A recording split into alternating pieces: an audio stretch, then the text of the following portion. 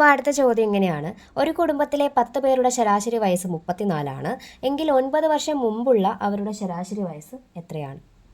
അപ്പം കഴിഞ്ഞ ദിവസം ഞാൻ 9 ദിവസം ശേഷമുള്ള, അതായത് എത്ര വർഷത്തിനാണോ അതിന് ശേഷമുള്ളത് എങ്ങനെയാണ് കണ്ടുപിടിക്കുന്നതെന്ന് പറഞ്ഞു. അതേ സെയിം മെത്തേഡ് തന്നെയാണ് ഇവിടെയും പറയുന്നത്. എന്ത് ചെയ്താൽ മതി? നമുക്ക് 9 വർഷം മുന്നേ ഉള്ള ശരാശരിയാണ് കണ്ടുപിടിക്കേണ്ടത്. അപ്പം മുൻപുള്ള ശരാശരിയാണ് കണ്ടുപിടിക്കേണ്ടത്. എങ്ങനെ കണ്ടുപിടിക്കും മുമ്പുള്ള ശരാശരി? ശരാശരി കണ്ടുപിടിക്കാൻ എന്ത് ചെയ്താൽ മതി? ഇപ്പോൾ എത്രയുണ്ട് അവർക്ക് ശരാശരി എന്ന് പറയുന്നത്? നിലവിലത്തെ ശരാശരി എത്രയാണ്?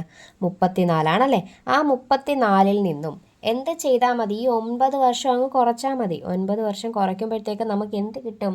ഇപ്പോൾ ഉള്ള, അതായത് 9 വർഷം മുന്നേ ഉള്ള അവരുടെ ശരാശരി വയസ്സ് എത്രയാണെന്ന് കിട്ടും. അപ്പോൾ 9 വർഷം മുമ്പ് എത്രയായിരുന്നു ശരാശരി വയസ്സ്? 34-ൽ നിന്ന് 9 പോയി കഴിഞ്ഞാൽ 25.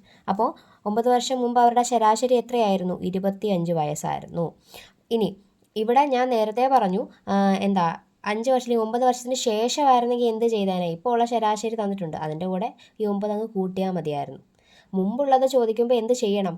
ഇതിപ്പോൾ തന്ന ശരാശരി, നിലവിലത്തെ ശരാശരിയിൽ നിന്ന് 9 അങ്ങ് കുറച്ചാൽ മാത്രം മതി.